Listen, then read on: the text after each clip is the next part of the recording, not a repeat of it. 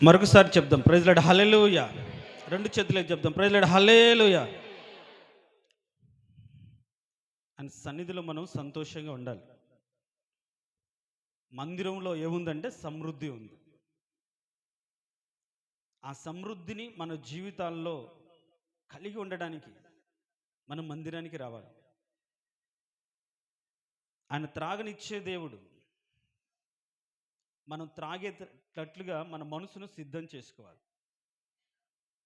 మీరు ఏదైనా ట్యాప్ కిందికి వెళ్ళారు వాటర్ పట్టుకోవడానికి, ఆ బకెట్లు కావచ్చు, బిందులు కావచ్చు, బోర్లించి పెడతారా, లేకుంటే ఓపెన్ వైపు పెడతారా? ఇలా పెడితే దాని నిండా వాటర్ పడతాయి. అలా కాకుండా దాని దగ్గరికి వెళ్ళి బోర్లించి పెట్టారనుకోండి, వాటర్ పడతాయి కానీ బకెట్లో నీళ్లు నిలవవు, నిండదు. దేవుని యొక్క సమృద్ధి, ఆయన క్షేమం, ఆయన సంతోషం మన జీవితాలకు కుమ్మరిస్తున్నప్పుడు లూదియే వల్లే మనం హృదయం తెరిచిన వారిగా వినాలి. దేనికి స్తోత్రం, హల్లెలూయా. ఎవరైతే తమ హృదయమును తెరిచి ఆయన మాటకు, వాక్యానికి చోటిస్తారో వారి యొద్దకు వచ్చి ఆయన నివసించే దేవుడు, వారిని నింపే దేవుడు. దేనికి స్తోత్రం, హల్లెలూయా, హల్లెలూయా. కాబట్టి వచ్చి మనసును కఠినం చేసుకొని, వచ్చి హృదయంలో ఏదో ఉంచుకొని, మన హృదయం నుండి వేరేదేదో ఉంటే ఇక్కడ ప్రకటించబడుతున్న ఆయన ఇవ్వాలనుకున్న వాక్యం సమాధానం మన బ్రతుకులోకి రాదు. ఖాళీ చేసుకొని ఆయన సన్నిధిలో నిలబడి, ప్రభా నీ కృపావర్షంతో నన్ను తడుపండి, నింపండి, నీ దీవెన నా మీదకి రానివ్వండి అని మన బ్రతుకులో ఉన్న వాటిని అన్నిటిని ఖాళీ చేసుకొని ఒట్టి చేతులతో, ఒట్టి అంటే గిన్నెతో ఆయన సన్నిధిలో నిలబడితే ఆయన సన్నిధిలో ఉన్నటువంటి సమృద్ధితో నింపి మన గిన్నెను నిండి పొరల చేస్తాడు. దేనికి స్తోత్రం, హల్లెలూయా, హల్లెలూయా. మన జీవితంలో ఎన్నో సమస్యలు, ఇరుకులు, బాధలు ఉంటాయి. అలాంటి ఇరుకైనటువంటి స్థితిలో, బాధ పెట్టే స్థితిలో, దుఃఖం గుండా వెళ్తున్న స్థితిలో, కన్నీళ్ళ గుండా వెళ్తున్న స్థితిలో దేవుడు వాటిని తొలగించి తీసివేసి నెమ్మదిని అనుగ్రహించే దేవుడు మన దేవుడు. దీనికి స్తోత్రం, హల్లెలూయా. అందుకని పోయిన వారం నా ఇరుకులో విశాలత కలగజేసిన వాడవు నీవే అని దావీదును గురించి మనం ధ్యానం చేస్తూ, మొదట మన జీవితాలు ఇరుకులు ఉంటాయి, అంటే ఇబ్బందికరమైన పరిస్థితులు ఉంటాయి. ఒక క్రైస్తవుడిగా ఈ లోకంలో ఇబ్బందికరమైన పరిస్థితులలోనే వెళ్ళవలసి వస్తుంది. అది దేవుని చిత్తం. కాబట్టి అలాంటి ఇబ్బందికరమైన పరిస్థితులు గుండా వెళ్తున్నప్పుడు మనం కృంగిపోవాల్సిన అవసరం లేదు, బాధపడాల్సిన అవసరం లేదు. మన ఇరుకులలో మనం ఏం చేస్తాడు, ఆయన విశాలత కలుగజేసే దేవుడు. దేవునికి స్తోత్రం, హల్లెలూయా. చూద్దాం, చూడండి ఆ కీర్తన గ్రంథం 31వ అధ్యాయం. కీర్తన గ్రంథం 31వ అధ్యాయం 7-8 వచనాలు. నీవు నా బాధను దృష్టించి ఉన్నావు, నా ప్రాణ బాధలు నీవు కనిపెట్టి ఉన్నావు, కావున నీ కృపను బట్టి నేను ఆనందభరితుడనే సంతోషించేదను. నీవు శత్రువుల చేత నన్ను చెరపట్టలేదు, విశాల స్థలమున నా పాదములు నిలవబెట్టితివి. దేవునికి స్తోత్రం, హల్లెలూయా. చెప్దాం, ప్రైజ్ లార్డ్, హల్లెలూయా. విశాల స్థలములో తన పాదములను నిలబెట్టినట్లుగా ఆయన ఒక సాక్షాత్కరమైన మాట చెప్తున్నాడు. నా ఇరుకులో నాకు విశాలత కలగచేసిన వాడవు నీవే. అంత మాత్రమే కాకుండా విశాల ప్రదేశానికి, విశాల స్థలములో మనం ఏమన్నా నిలవబెట్టినావు, నా పాదం నిలవబెట్టావు. ఇరుకులో విశాలత అనే దానికి ఇంగ్లీష్ బైబిల్లో ఏమని ఉందంటే ఎన్లార్జ్ అని ఉంది. విశాలత అంటే మన ప్రయాణం ఏమీ తప్పదు, మన ప్రయత్నం ఏమి తప్పదు, మనలేమి తప్పదు, కానీ మనం వెళ్తున్న మార్గంలో కష్టాలు, బాధలు, కన్నీళ్ళు, దుఃఖం ఉంటే వాటిని బట్టి మనం ఎక్కడైతే ఇరుకున పడి, బాధపడి, దుఃఖపడకుండా ఆ మార్గాన్ని క్షేమంగా వెళ్ళడానికి దాన్ని ఏం చేస్తాడు, కాస్త ఎన్లార్జ్ చేస్తాడు. అంటే మనం ఇరుకైన దారిలో వెళ్తున్నాం, మనం అసలు ఆ మార్గం గుండా మన బాడీ కూడా పట్టదు అటువైపు వెళ్ళాలంటే. అప్పుడు దాన్ని ఏం చేస్తాడంటే, మనం వెళ్ళాలి కాబట్టి దాన్ని ఏం చేస్తాడు, కాస్త విశాలం చేస్తాడు. ఈ ఇరుకు లేకుండా, బాధ లేకుండా అటు వెళ్తాం. దేనికి స్తోత్రం, హల్లెలూయా. అంత మాత్రమే కాకుండా విశాల ప్రదేశంలో మన పాదములు నిలబెడతాడు. ఆ ఇరుకుల గుండా నడిపించి ఒక శ్రేష్టమైనటువంటి విశాల ప్రదేశానికి కూడా మనల్ని దేవుడు తీసుకొస్తాడు. అయితే కొంతకాలము ఇరుకులు ఉంటాయి, సమస్యలు ఉంటాయి, బాధలు ఉంటాయి. అందుకనే పేతురు రాసిన పత్రికలు ఉంటుంది, కొంతకాలము మీకు శ్రమ కలుగుతుంది, అవసరమును బట్టి మీకు శ్రమ కలుగును. శ్రమ కూడా కొంతకాలమే, దానికి కూడా ఒక లెక్క ఉంది. 10 దినములు శ్రమ కలిగిన మీదట నీవు విడిపించబడతాను. ప్రకటన గ్రంథాలు ఉన్నట్టుగా ప్రతి ఒక్కరి జీవితంలో కొన్ని దినాలు, శ్రమకరమైన దినాలు, వాటి గుండా వెళ్ళి దేవుని కృపను, దేవుని కనికరాన్ని, దేవుని కాపుదలను పొందుకోవడానికే ఆ ఇరుకును కలగజేస్తాడు. ఒకరోజు మాత్రం వీటన్నిటిని తప్పించి ఒక శ్రేష్టమైనటువంటి విశాలమైన ప్రదేశం నిలబెడతాడు. అప్పుడు నువ్వేం చెప్తావు అంటే, అవునయ్యా, నేను నడిచిన వచ్చిన మార్గం అంత ఇరుకైనది, ఆ ఇరుకులో నీవు నా బాధను కనిపెట్టావు, నీకు స్తోత్రం, హల్లెలూయా. చెప్దాం, హల్లెలూయా. నా ప్రాణ బాధను దృష్టించావు దేవుడవు అని మనస్ఫూర్తిగా కృతజ్ఞత అంతా నింపుకొని ఇప్పుడు ఆ విశాల ప్రదేశంకి వచ్చినా సరే మళ్ళీ పడిపోకుండా నువ్వు జాగ్రత్త పడతావు. అదే ఇప్పుడు మనం చదివిన మాటలో, ఇప్పుడు 9వ వచనంలో అయితే నేను ఇరుకున పడి ఉన్నాను అనే మాట మనం చూస్తాం. ఆ ఇరుకున పడిన దాన్ని బట్టి విచారం బట్టి కన్ను క్షీణించిపోయింది, ప్రాణము, దేహము క్షీణించిపోయింది, తన బ్రతుకులో దుఃఖం వెళ్ళబుచ్చుతున్నాడు, నిట్టూర్పులు విడుచుచు ఏండ్లు గతించుచున్నవే, నా దోషమును బట్టి నా బలం తగ్గిపోయింది అంటూ బాధపడుతున్నాడు.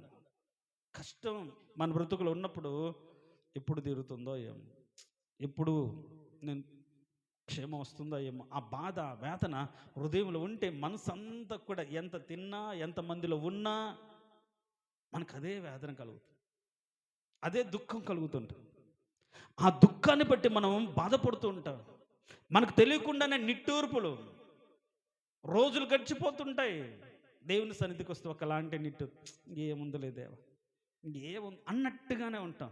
అలాంటి భయంకరమైనటువంటి స్థితిలో ఆ బాధను దేవుడు చూశాడు. దేవునికి స్తోత్రం, హల్లెలూయా. చెప్దాం, హల్లెలూయా. అందుకనే 7వ వచనంలో అంటాడు, నీవు నా బాధను దృష్టి ఉంచిన్నావు, నా ప్రాణ బాధ నీవు కనిపెట్టి ఉన్నావు. బాధను చూశాడు, అంత మాత్రం కాకుండా ఆ ప్రాణానికి పట్టిన బాధ ఏంటి, ఎక్కడి నుంచి వస్తుందని కనిపెట్టి ఏం చేశాడు, వాటి నుంచి విడిపించి విశాల ప్రదేశానికి దావీదును తీసుకొచ్చినట్లుగా మనం చూస్తాం. గమనించండి ప్రియులారా, ఈరోజు మనకు కష్టాలు దేని నుండి, ఆ రోజు కూడా దావీదు శ్రమ దేని నుంచి పొందాడు అంటే తనతో ఉన్న వారిని బట్టి. ఆయన ఎలాంటి ఇరుకు గుండా వెళ్ళాడు అనే మాటను ధ్యానం చేస్తూ, ఒకవేళ మీరు అలాంటి ఇరుకులలో ఉంటే, అలాంటి పరిస్థితుల గుండా ఉంటే, ఒక ధైర్యాన్ని ఈరోజు నింపుకొని ఇలాంటి స్థితిలో దావీదును కాపాడినట్లుగా నన్ను కాపాడగలుగుతాడు, దావీదును విడిపించినట్లుగా నన్ను విడిపిస్తాడు, దావీదును నడిపించినట్లుగా నన్ను నడిపిస్తాడు, దావీదుకు తోడయుండి బలపరిచినట్లుగా నన్ను బలపరుస్తాడు అనే ధైర్యాన్ని మన గుండెల నిండా నింపుకొని వెళ్ళాలి. దేవునికి స్తోత్రం, హల్లెలూయా, హల్లెలూయా. మనం చెప్పుకున్న పోయిన వారం దావీదు యొక్క బాల్యం చాలా వేదనకరమైనది.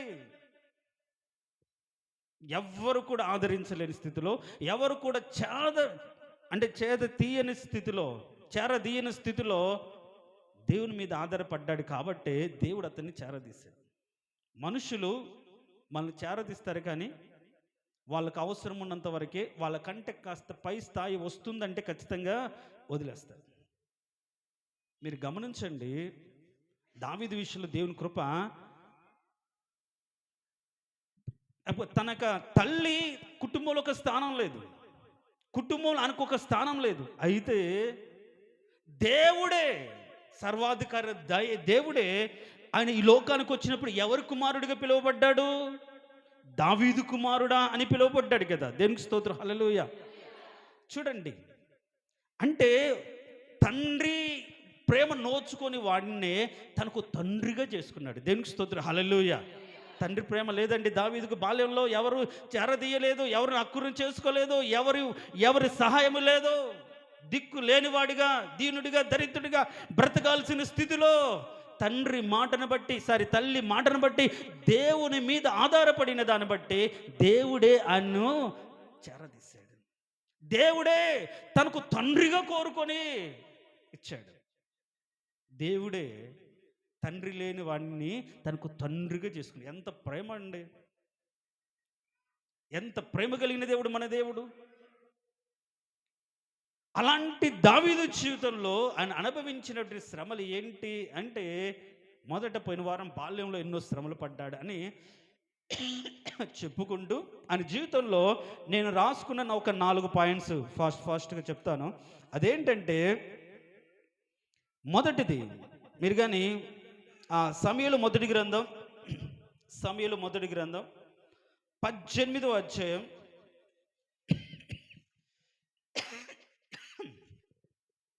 11వ వచనం చూడండి.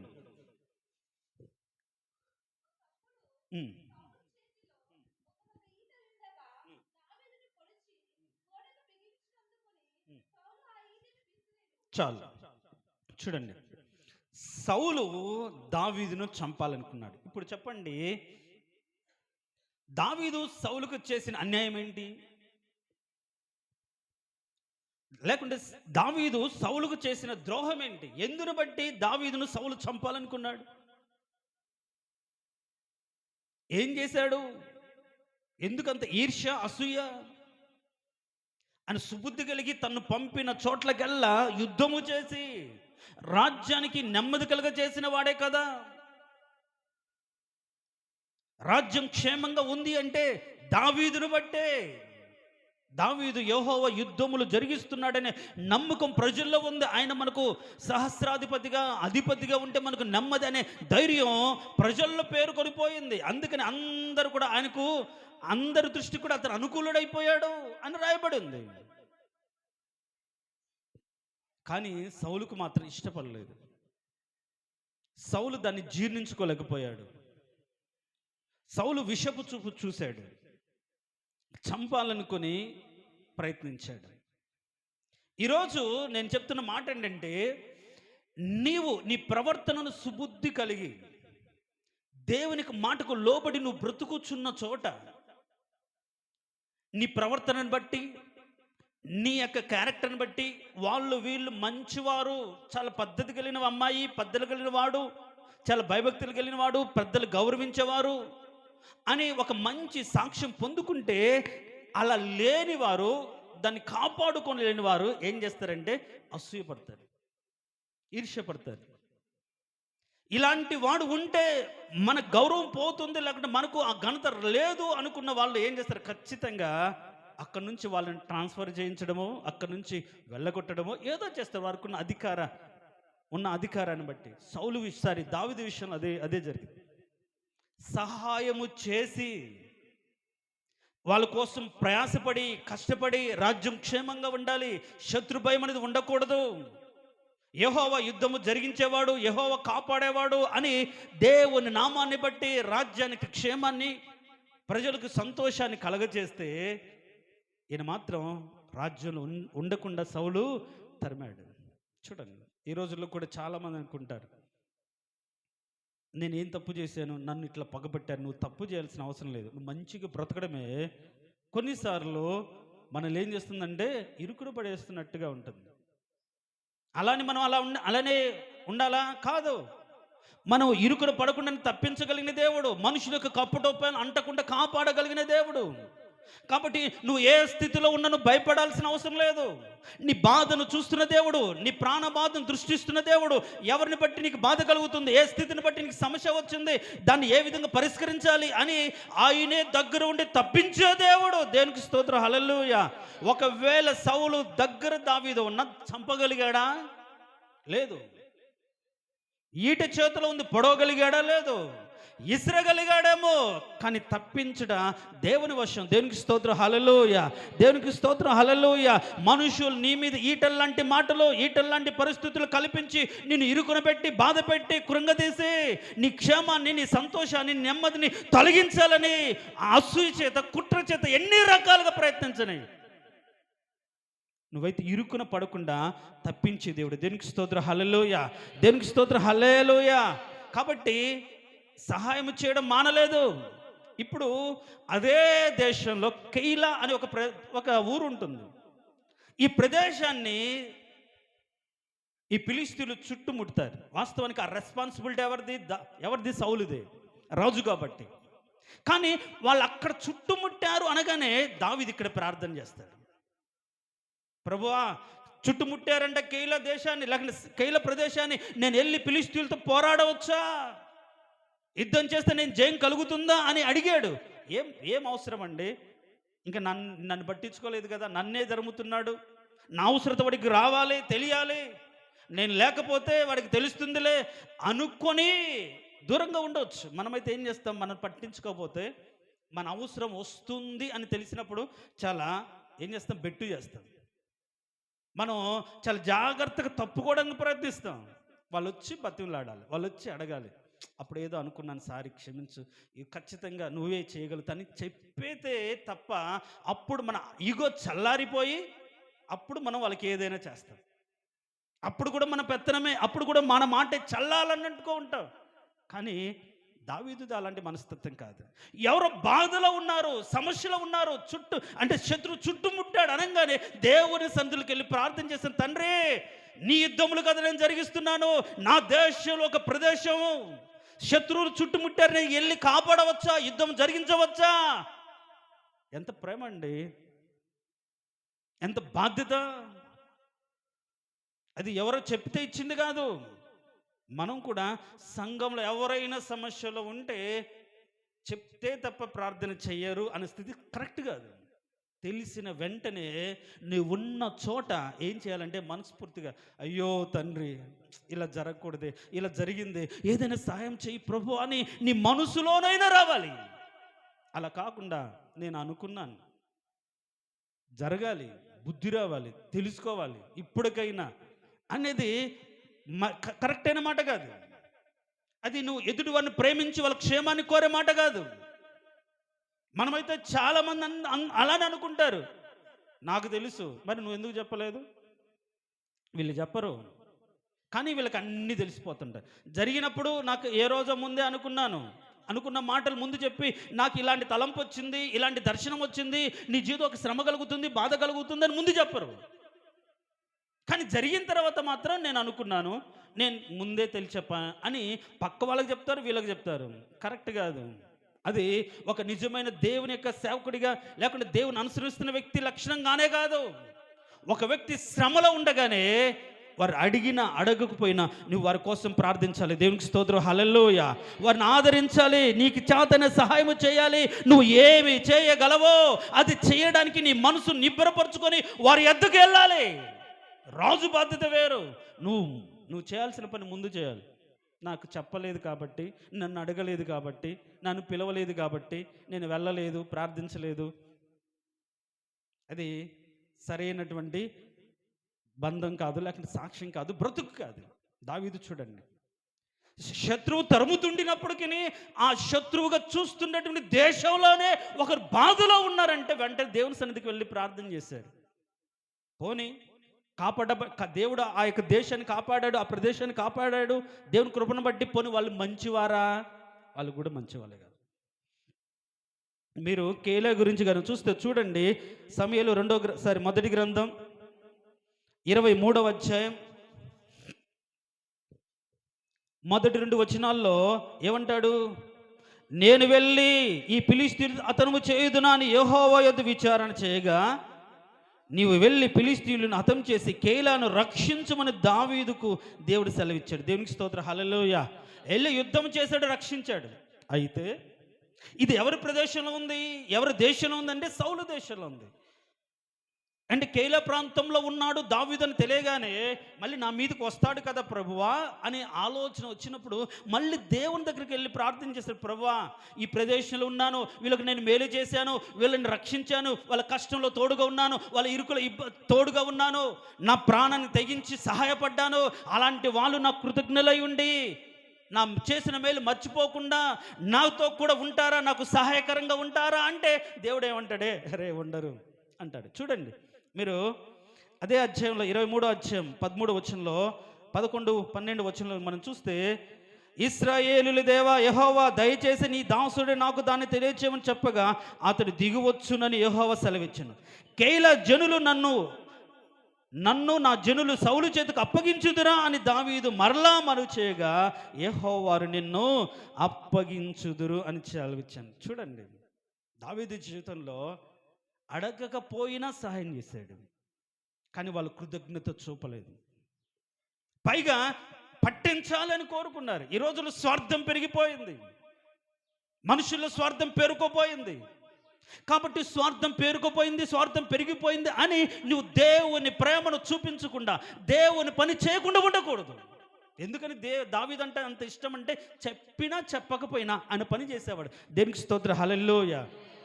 చెప్తేనే చేయరు కొందరు, ఇంకా చెప్పకుండా చేసే వాళ్ళు ఎవరైనా ఉంటారా? మన అవసరతులు, సంఘ అవసరతులు, సంఘ క్షేమాన్ని చెప్పి అనౌన్స్ చేసేంత వరకు ఎదురు చూసేవా కాకుండా, అరే ఈ సంఘంలో ఈ అవసరత ఉందే, సంఘంలో ఈ అవసరత ఉందే, ఈ అవసరత నేను నా కుటుంబం తీర్చాలని ఆలోచించగలిగిన వాళ్ళు ఎంతమంది ఉన్నారు? అన్నలాగా. అన్న కూడా ఒక నిజమైన నికాల్సిన దైవ సేవకుడు అవసరం ఇప్పుడున్న పరిస్థితులు అని చెప్పి కుమారునికని దేవుని సన్నిధి ఎలా బ్రతుకోలో నేర్పించి అక్కడ ఉంచిందండి. కాబట్టి ఆ సంఘంలో మళ్ళీ ప్రత్యక్షత, దేవుని కృప కనిపించడం ప్రారంభించింది. ఈరోజు దైవ సేవకుడి అవసరతలు, సంఘం యొక్క అవసరతలు గమనించేవాళ్ళు బాబాని అడుక్కోవాలి. అమ్మ ఇది నా బది, అమ్మ అది. అవునా? అంత కర్మేం లేదు. దేవుడు చేసేది ఆయన ఆశ్రయించిన ఏ మేలు కొదవై ఉండదు. కానీ గమనించి చేస్తేనే నువ్వు బాధ్యత కలిగిన వ్యక్తిగా ఉంటావు. అర్థం చేసుకొని చేయగలిగితేనే వారి పట్ల ప్రేమ కలిగిన దానిగా ఉంటావు. అడిగితే చేస్తే ఎవరైనా చేస్తారు.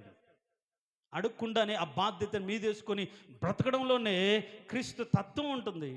దావీదు అలా బ్రతికాడు. వాళ్ళ స్వార్థపరులైనా, కృతజ్ఞత చూపని వారైనా, ప్రేమ లేని వారైనా, చేసిన మేలు మర్చిపోయిన వారైనా సరే వాళ్ళ కోసం దేవుని సన్నిధిలో పోరాడాడు. వేరే వాళ్ళతో యుద్ధం చేసి వారికి క్షేమాన్ని ఇచ్చాడు. అది నిజ క్రైస్తవుని లక్షణం. కానీ ఇప్పుడు సహాయము చేసిన వారిని బట్టే అని ఇరుకునబడ్డాడు. మళ్ళీ అక్కడి నుంచి తరమబడ్డాడు, ఇంకొక చోటుకి వెళ్ళాడు. ఇంకా మనం చూస్తే ఇంకా కడుపును పుట్టిన కుమారుని ద్వారా ఇరుకునబడినట్టుగా మనం చూస్తాం. కడుపును పుట్టిన కుమారులు. ఈ రోజుల్లో తల్లిదండ్రులకు కష్టాలు, పిల్లల్లో ఉన్నటువంటి స్వార్థాన్ని బట్టి, తల్లిదండ్రుల మనసు అర్థం చేసుకోలేని వ్యక్తులను బట్టి కుటుంబంలో వేదనలు, దుఃఖము,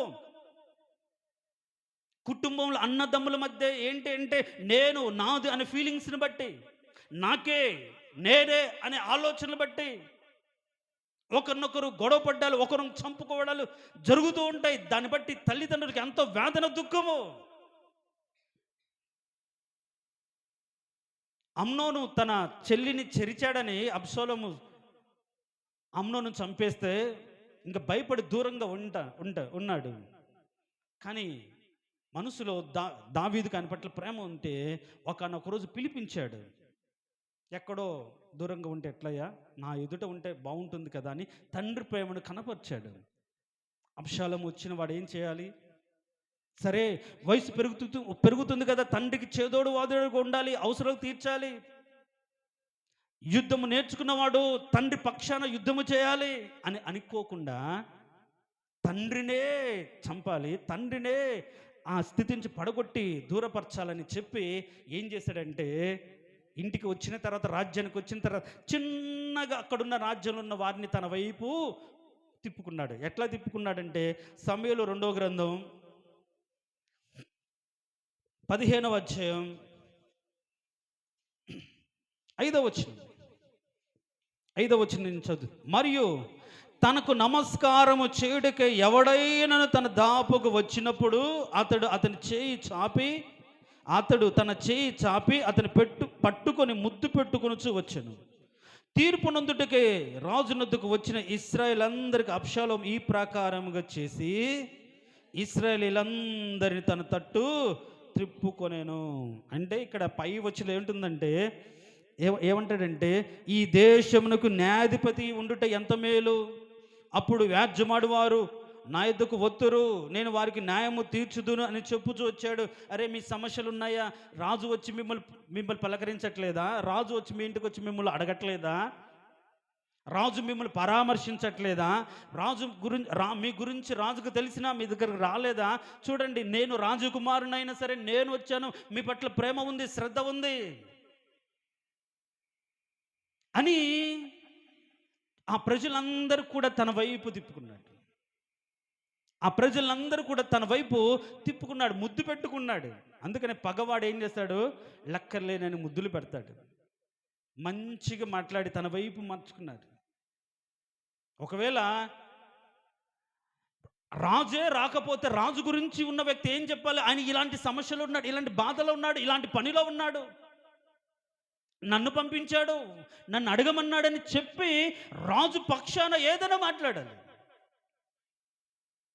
గమనించండి, సేవకులైనా సరే, మీరు ఏదైనా విజిటింగ్కి వెళ్ళినా సరే, మీరు మాట్లాడాల్సిన మాట, ఒకవేళ నేను రాలేని పక్షాన ఆయన ఎవరింటికి రాడులే అని కాకుండా, నేను వెళ్ళను. జనరల్గా ఎవరికైనా బాగలేదు అంటే తప్ప వెళ్ళను.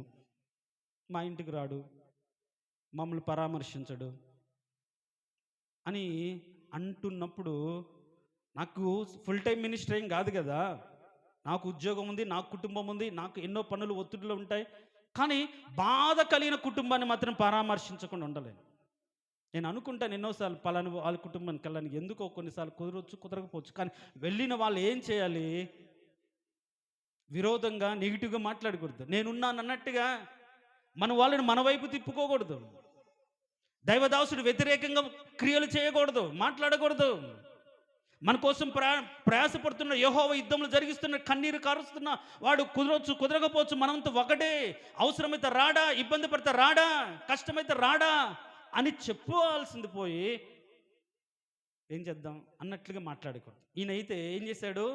రాజ్యవాడు వాళ్ళ దగ్గరికి ముద్దు పెట్టుకొని, నాలాంటి వాడు ఒకడు ఉంటే బాగుంటుంది కదా, మీ దగ్గరికి వచ్చి పరామర్శించేవాడు ఉంటే బాగుంటుంది కదా, మీకు మంచి చేసేవాడిగా దగ్గరికి వచ్చి మాట్లాడేవాడు ఉంటే బాగుంటుంది కదా అని అందరి మనసు తిప్పి ఒకానొక రోజు ఏం చేశాడంటే, అందరిని పాటిస్తాను అని చెప్పి అందరి పిలిపించి ఏం చేశాడు? ఆ కింది వచనం చూడండి. విందు ఏర్పాటు చేసి 11వ వచనం, విందుకు పిలువబడి ఉండి 200 మంది యెరూషలేము నుండి అబ్షాలోము కూడా బయలుదేరి వచ్చిరి. వీరు ఏమీ తెలియక యథార్థమైన మనసుతో వెళ్ళి ఉండిరి. అయితే అక్కడ ఏం చేశాడు? పైన మనం చదివితే 10వ వచనం చూడండి. అబ్షాలోము ఏమంటే, మీరు బాకానాదం వినినప్పుడు అబ్షాలోము హెబ్రోనులో ఏలుచున్నాడని మీరు కేకలేయాలి అని చెప్పాడు. ఇంక ఇప్పుడు వాళ్ళకి ఏమనిపిస్తుందంటే, మనల్ని పట్టించుకొని మనతో మాట్లాడి మన దగ్గరికి వచ్చి చేసేవాడు మనకుంటే బాగుంటుంది కదా, ఆయన పనులు ఆయన ఉంటాడు, ఆయన యుద్ధం ఆయన చేస్తుంటాడు, బిజీ అనుకొని ఇప్పుడు అందరు విందుకు వెళ్తే ఇప్పుడు అబ్షాలోము రాజు అన్నట్టుగా మాట్లాడేటప్పటికి ఏం చేశాడు? ఇంకా చూడండి 13వ వచనం, ఇశ్రాయేల్ అబ్షాలోము పక్షం వహించి ఉన్నారని దావీదుకు వర్తమానం రాగానే, అబ్షాలోము చేతులను మనం తప్పించుకుని రక్షణ పొందలేము, మనం పారిపోదాము రండి అని మన మీద పడతాడనుకుని ఎట్లా వెళ్ళాడు ఆయన? 30వ వచనం చూడండి. అయితే దావీదు ఒలివ చెట్ల కొండను ఎక్కుచూ ఏడ్చుచూ తల కప్పుకొని పాద రక్షణ లేకుండా కాలి నడుకును వెళ్ళను. చూడండి ఎంత దారుణం. పెంచి పెద్ద చేసి వాళ్ళ కోసం కష్టపడి వాళ్ళ అవసరతలు తీర్చి ఒక ప్రయోజకుని చేస్తే అండగా ఉండాల్సిన వారు ఈరోజు నిర్దాక్షిణ్యంగా మనం చూస్తుంటాం.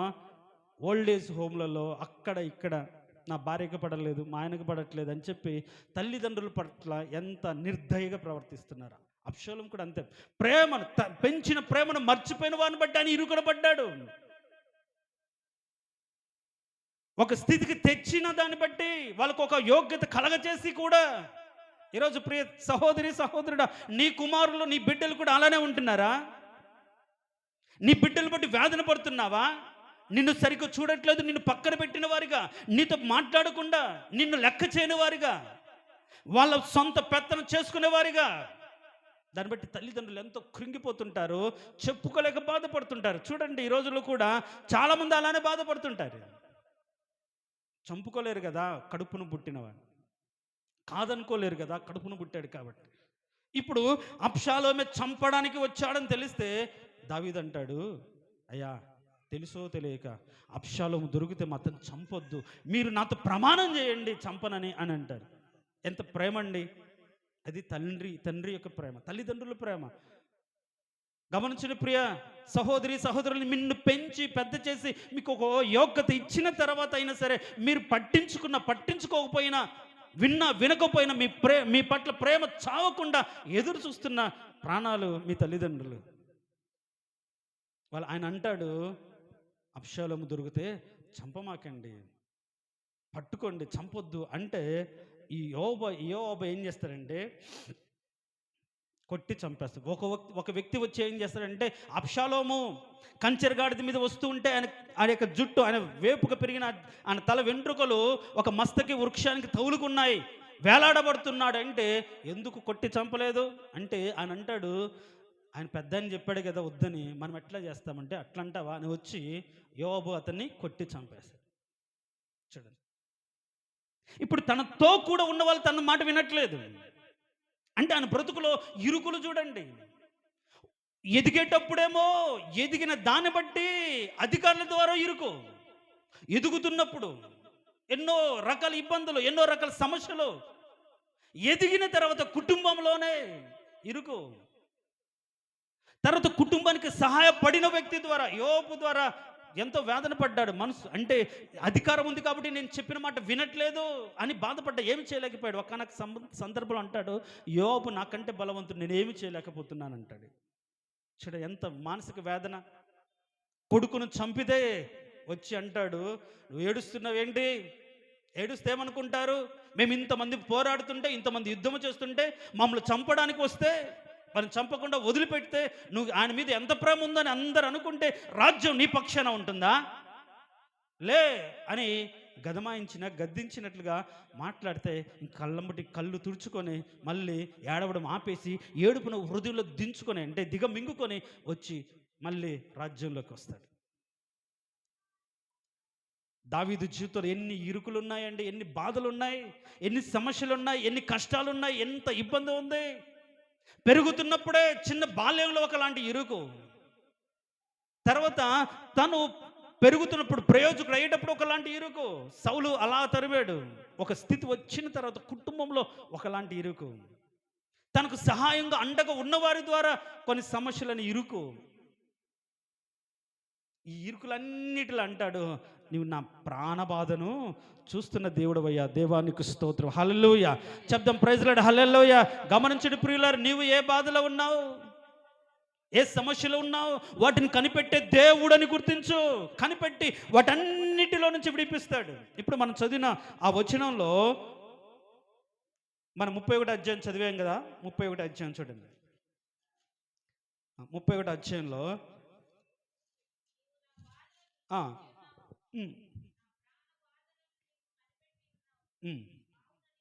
కావున నీ కృపను బట్టి నేను ఆనందభరితుడని సంతోషిస్తానని చెప్తూ దావీదు యొక్క నమ్మకాన్ని ఇక్కడ తెలియజేస్తున్నాడు. 19వ వచనం చూడండి, 19వ వచనం. నీ యందు భయభక్తులు గల వారి నిమిత్తం నీవు దాచి ఉంచిన మేలు ఎంతో గొప్పది, నరుల ఎదుట నిన్ను ఆశ్రయించు వారి నిమిత్తం నీవు సిద్ధపరిచిన మేలు ఎంతో గొప్పది. మనుషుల కపటోపాయములు వారిని అంటకుండా నీ సన్నిధి చాటును వారిని దాచుచున్నావు. వాక్కలహం మాన్పి వారిని గుడారంలో దాచుచున్నావు. ప్రాకారము గల పట్టణంలో యెహోవా తన కృపను ఆశ్చర్యకరంగా నాకు చూపి ఉన్నాడు. దేవునికి స్తోత్రం, హల్లెలూయా, హల్లెలూయా. దాచే దేవుడు, అంటకుండా మనల్ని విడిపించే దేవుడు.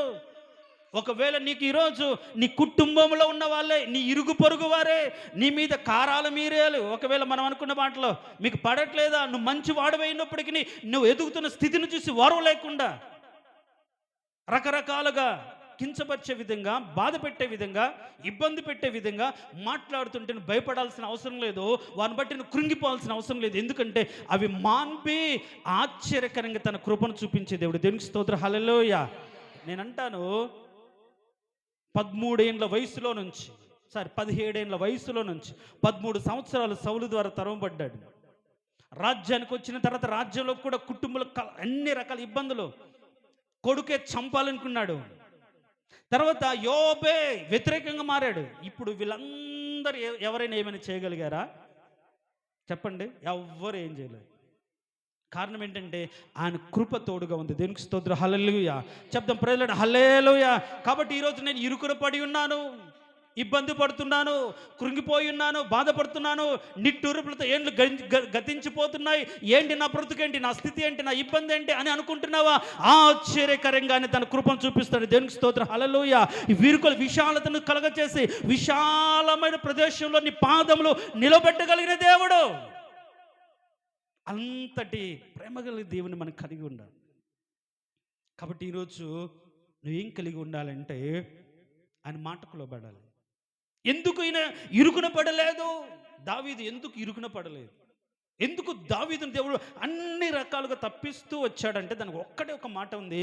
ఆ మాట చూసుకొని మనం ముగిద్దాం. చూడండి, సామెతల గ్రంథం 4వ అధ్యాయం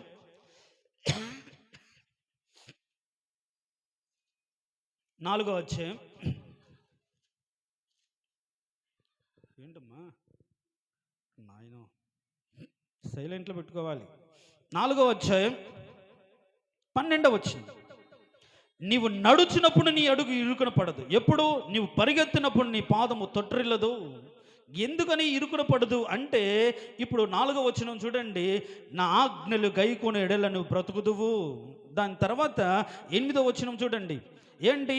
నువ్వు జ్ఞానమును సంపాదించుకుంటే అది నేను హెచ్చించును, దాన్ని కౌగిలించుకునే అది ఘనతని తెచ్చును, అది నీ తలకు అందమైన మాలిక కట్టును అనే ఉపదేశాన్ని ఎవరైతే అంగీకరించి ఆ ఉపదేశానుసారంగా వాక్యానుసారంగా బ్రతుకుతూ ఉంటారో వారు అడుగు ఇరుకున పడకుండా దేవుడు వారిని కాపాడుతుంటారు. కాబట్టి దాని కింద గట్టి ఒక మాట 13వ వచనంలో, ఉపదేశం విడిచిపెట్టక దాన్ని గట్టిగా పట్టుకొనము, అది నీకు జీవము గనుక దాన్ని పొంది ఉండము. దేవునికి ఉపదేశాన్ని ఎవరైతే గట్టిగా పట్టుకుంటారో, వాక్యాన్ని ఎవరైతే గట్టిగా పట్టుకుంటారో వాళ్ళ అడుగు ఇరుకున పడకుండా వాళ్ళు ఇరుకు మార్గం వెళ్తున్నప్పుడు కూడా దేవుడు వారిని విడిపించి విశాలమైన ప్రదేశానికి వారిని తీసుకొని వస్తాడు. సౌలు దొరికాడు ఒకనొక సందర్భంలో, చంపాడా? కారణం ఏంటి? ఉపదేశాన్ని హృదయంలో ఉంది. అభిషేకించిన వాడిని ముట్టకూడదని విన్నాడు, చదివాడు, దాన్ని పట్టుకొని బ్రతికాడు. మనకు అవకాశం దొరికితే వెంటనే ఏదో ఒకటి చేస్తాను, కానీ అలా చేయలేదు. కాబట్టి దావీదు జీవితంలో తను పెరుగుతున్నప్పుడు, ఎదుగుతున్నప్పుడు, అభివృద్ధి పొందుతున్నప్పుడు ఇరుకున పడ్డాడు. అసూయ. ఈరోజు మనం చదువుకుంటున్న చోట మన చదువును చూసి, మన జ్ఞానం చూసి, ఉద్యోగం చేస్తున్న చోట మన భక్తిని చూసి, మన నీతిని చూసి ఏదో ఒక వాళ్ళు మనల్ని అసూయతో ఏదో ఒకటి అంటున్నప్పుడు మన మనసు బాధపడినా నువ్వు భయపడాల్సిన అవసరం లేదు. ఎందుకంటే ఆశ్చర్యకరంగా ఆయన తన కృపను చూపించి వారి యొక్క కపటోపాయాలు అంటకుండా మనల్ని కాపాడే దేవుడు. మన అడుగు ఇరుకున పడకుండా కాపాడుతాడు. ఎప్పుడంటే ఆ ఉపదేశం గట్టిగా పట్టుకుంటాడు. ఎక్కడ తిరిగినా, ఎక్కడ ఉండినా మనం పడిపోకుండా సురక్షితంగా నడిపిస్తాడు. కాబట్టి ఈరోజు నీ అడుగు ఇరుకున పడిందనో, నా స్థితి ఇరుకున పడిందనో, నా బ్రతుకు ఇరుకున పడిందనో బాధపడాల్సిన అవసరం లేదు. ఆయన నిన్ను చూస్తున్నాడు, నిన్ను విడిపించి ఖచ్చితంగా విశాలమైన మంచి ప్రదేశానికి తీసుకొని వస్తాడు. ఆ నమ్మకంతో ఆయన కోసం ఎదురు చూస్తాం, ఆ నమ్మకంతో ఆయన సన్నిధిలో ప్రార్థన చేద్దాం. ఆ నమ్మకంతో మనస్ఫూర్తిగా, తండ్రి దావీదును ఇరుకు నుంచి విడిపించినట్టుగా నన్ను విడిపించు, విశాలమైన ప్రదేశానికి తీసుకొచ్చి నన్ను నిలబెట్టు అని అడుగుదాం. తలలో వంచండి. తలలో వంచిన మనం, ప్రియ సహోదరి సహోదరుడా, ఏ సమస్య నిన్ను ఇరుకున పడేసింది, ఏ ఇబ్బంది నిన్ను ఇరుకున పెట్టి ఈరోజు బాధపడుతున్నావు, కృంగిపోయావు, వేదన పడుతున్నావు, దిగులు పడాల్సిన అవసరం లేదు. ఆశ్చర్యకరంగానే తన కృపను చూపించి నీ బ్రతుకులో ఉన్నటువంటి ఇరుకును, ఇబ్బందిని, కష్టాన్ని, బాధను తొలగించి నిన్ను ఒక విశాలమైన ప్రదేశం నిలబెట్టడానికి నీ వైపు చూస్తున్నాడు, నిన్ను దృష్టి ఉంచి ఉన్నాడు. ఈరోజు నిన్ను నువ్వు అప్పచెప్పుకోగలవా? దావీదులాగా ఉపదేశాన్ని విడిచిపెట్టకుండా గట్టిగా పట్టుకోగలిగిన ఒక మంచి మనసును ఈరోజు నువ్వు సంపాదించుకోగలవా? నీ అడుగు ఇరుకున పడకుండా నిన్ను కాపాడి బలపరిచి విశాలమైన ప్రదేశాలకు తీసుకొచ్చి తిరిగి పోగొట్టుకున్న సింహాసనం, తిరిగి పోగొట్టుకున్న స్థితి, తిరిగి పోగొట్టుకున్నటువంటి మంచి ఉజ్వల స్థితి దేవుడు నీకు ఇస్తాడు. అలాంటి ఇచ్చే దేవుని మనం కలిగి ఉన్నాం. కాబట్టి మనస్ఫూర్తిగా ప్రభువా, నా ఇరుకు ఇబ్బంది ఎరిగిన దేవుడు, ఇదిగో నేను నమ్ముతున్నాను ప్రభువా, ఆశ్చర్యకరంగా నా బ్రతుకులను ఇరుకును తీసివేస్తాను, నేను నమ్ముతున్నానయ్యా, నిన్నే నమ్ముకుంటున్నాను, నీ మీద ఆధారపడుతున్నానని ఈరోజు ఆయనలాగను ప్రార్థన చేయగలిగితే, నీ హృదయపూర్వకమైన ప్రార్థనను బట్టి, నీ హృదయాంతరంగాలను వచ్చిన మాటను బట్టి దేవుడి నీ జీవితంలో క్రియను జరిగించి ఆశ్చర్యకరంగా తన కృపను చూపించి విడిపించి విశాల ప్రదేశానికి తీసుకొస్తాడు. ప్రార్థన చేసుకుందాం. మహోన్నతుడా, సర్వాధికారి, అవును ప్రభా, ఇరుకు మార్గం ఈ లోకంలో ఉంటుంది. నిన్ను నమ్మిన వారికి ఇరుకులే, ఇబ్బందులే, కానీ వాటన్నిటిలో నుంచి విడిపించి తప్పించి విశాలమైన ప్రదేశంలో నిలబెట్టగలిగిన దేవుడు అని దావీదు జీవితంలో ఎన్నో రకాలైన ఇరుకులు, సహాయం చేసి ఇరుకున పడ్డాడు, శత్రువు దగ్గర ఇరుకున పడ్డాడు, చేసిన మేలు పొంది మర్చిపోయిన వారిని బట్టి ఇరుకున పడ్డాడు, సొంత కుటుంబంలో కుమారులను బట్టి ఇరుకున పడ్డాడు, తనతో ఉన్న సేవకులను బట్టి ఇరుకున పడ్డాడు. వీటన్నిటిలో కానీ ఆయన ఎక్కడ కూడా పడిపోకుండా మీరు కాపాడుతూ వచ్చారు. ఆ విధంగా మా జీవితాల్లో మా ఇరుగు పొరుగు వారిని బట్టి, సంఘస్థులను బట్టి, అనేక మనుషులను బట్టి ప్రభా, అలాంటి పనులు గుండా, పరిస్థితులు గుండా వెళ్ళినప్పుడు తండ్రి, మేము ఇరుకున పడకుండా నీ ఉపదేశం కాపాడుతుంది. ఎప్పుడు ఎలా మసులుకోవాలో తెలియజేస్తుంది. కాబట్టి ఆ వాక్యం మా హృదయంలో ఉంచుకొని క్షేమంగా నడిచినట్లుగా నీ కృప చూపించండి. నా బాధలో నన్ను దృష్టించిన దేవుడు అని నిన్ను గమనిస్తూ, నీ వైపు చూస్తూ ప్రార్థించగలిగిన కృప మాకు దయచేయమని ఎవరైతే అడిగాడో వారి జీవితంలో ప్రభా, ఈరోజే ఇశ్రాయేలు బాధను చూసి విడిపించినట్లుగా నాయన, వారి బాధ నుంచి వారిని విడిపించండి, వారి కన్నీళ్లను, వాళ్ళ దుఃఖాన్ని నుంచి వాళ్ళు విడిపించండి. ఆశ్చర్యకరంగా తన కృప ఉందని ఆశపడుతున్న వారి జీవితాల కృప విస్తరించి సమృద్ధి పరచునుగా కానీ మేము అడుగుచుండగా తండ్రి, వారి జీవితాలను సమృద్ధిపరచండి, విశాలపరచండి, తీసివేసి నెమ్మదిని అనుగ్రహించి నీ కృప చూపించమని యేసు నామమున అడిగి వేడుకొంచున్నాము తండ్రి, ఆమేన్. ఆ విధంగానే